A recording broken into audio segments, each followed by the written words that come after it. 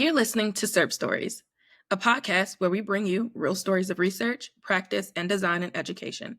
I'm your host, Dr. Kayla Jones. Here's something that might surprise you.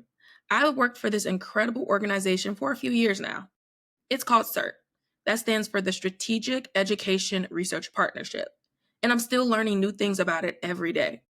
Even more surprising, so many people in education, be it teachers, researchers, funders, even policymakers, have never heard of us. But that's not because SERP isn't doing big work. Quite the opposite. SERP has been quietly shaping the field for nearly 2 decades, building tools alongside educators, conducting rigorous research, and solving real problems of practice hand in hand with schools and districts. So I decided, time to change that.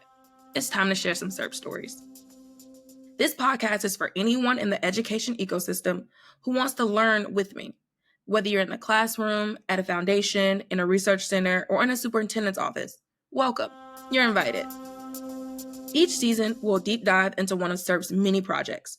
I'll bring you the stories behind the work, how it started, what problems it's set out to solve, what we've learned, and where it's headed next.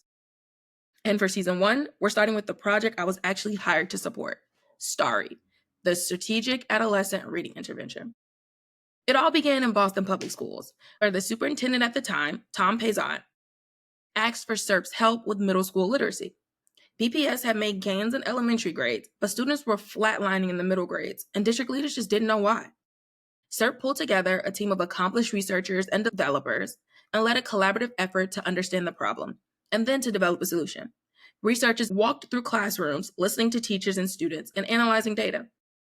Many teachers thought students could read perfectly well, but that they just didn't have the stamina to stick with text when they became more challenging.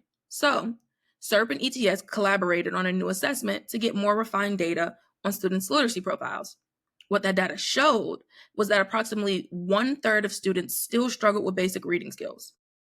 Some teachers were already aware that the students in their classes, bright and capable kids, were still struggling with foundational reading skills. They were committed to helping these kids. But what frustrated them was that the supports available for teaching reading skills were built for younger students. They really didn't want to humiliate their students by giving them second-grade books about ducks and about puppies. STARI was born out of that need. But how do you go from noticing a problem in one district to designing a research-based program that's now used across the country? That's what we'll uncover.